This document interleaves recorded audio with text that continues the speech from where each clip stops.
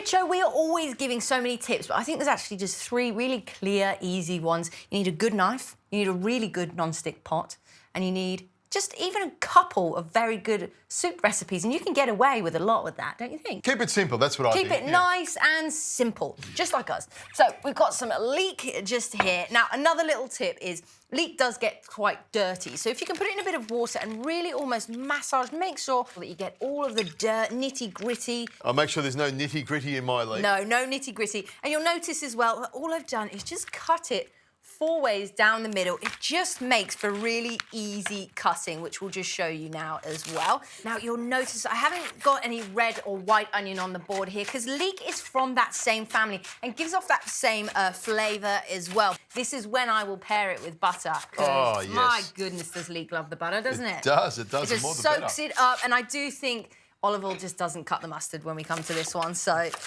Now, this pot makes it so easy to know when to cook for the novice cook, especially because there's a thermo signal in the middle that will go nice block red to tell you it's nice, warm, and that's exactly how we want to start cooking our Leek already in a nice hot pan. In we go there. Okay. I've got the garlic there for you as well. Lovely, and then we'll add the butter in. So we want to put that one in there. So what we'll do is just have a little stir, and you will know that that smell of Leek and butter together, it fills the whole house. And I think everybody knows when somebody's cooking a soup in the household, and it gives you a nice warm feeling, doesn't it? It does. Now, I've diced up the celery nice and fine, and you're going to puree this soup at the end, are you?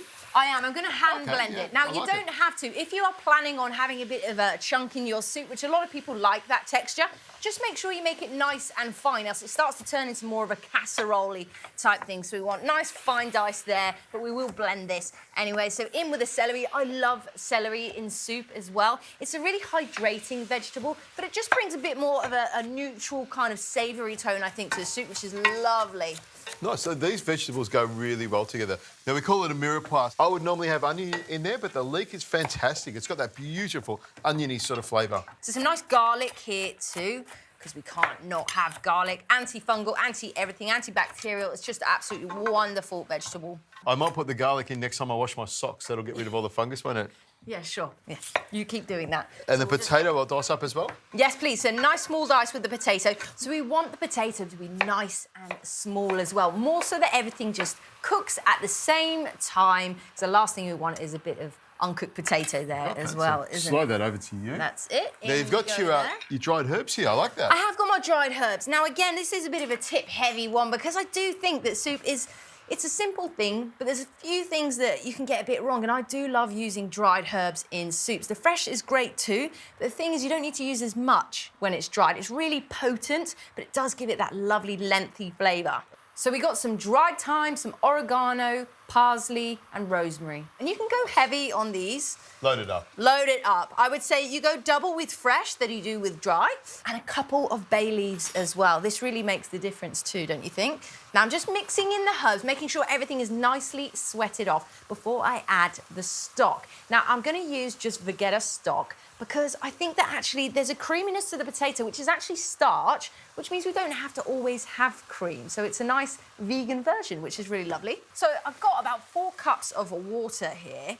Now, if you could just open the Vegeta stock there. Now, this is a vegetarian stock. Of course, if you've got chicken, you can use chicken stock. A couple of tablespoons in there? A couple of tablespoons. So it's kind of about, for every 2 cups, you want 1 teaspoon, really. So it's quite simple in that way. Nice. Just want to make sure that's all mixed. Yeah, we'll fill all of that up there. Make sure everything is nicely covered.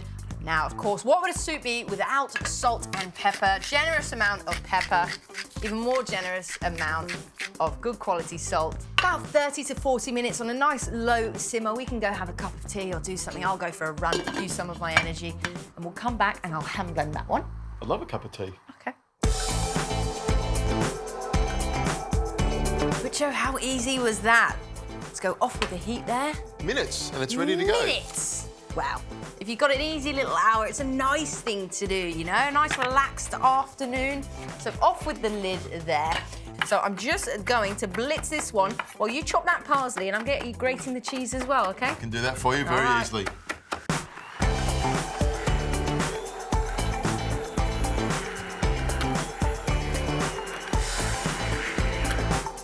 That wasn't healthy enough. Just another little trick is I'm just going to stir through just half a lemon. Give it some tang, some bite, some acid in there. Bite. Some zing. That's what we like. So we'll just mix that up. Actually, could you just put half of that fresh parsley in here? In there like that. That's it. So we'll just stir that one in. I love that. And it gives it a great flavour when you put the parsley in right at the end. Great flavour. And we're just going to have a nice, generous, healthy bowl, which is something that I love to do, and just have that purely for dinner. Bit of cheddar cheese. I'm looking at it thinking that's a real meal. I love my soups really thick. I like the spoon to be able to almost stand up in it, and that's all you need. It's perfect, isn't it? Absolutely. You have to be careful when it is really thick like this. It will burn your mouth if you put it straight into your mouth, so let it cool down a little bit, blow on it. Maybe have a cool drink with you just in case. That is delightful, isn't it? That's got great flavour. I love the cheese and the herb and the olive oil at the end, but the soup is a standalone cracker. I really, really like that, Rosie. Well done. I'm just gonna keep eating it.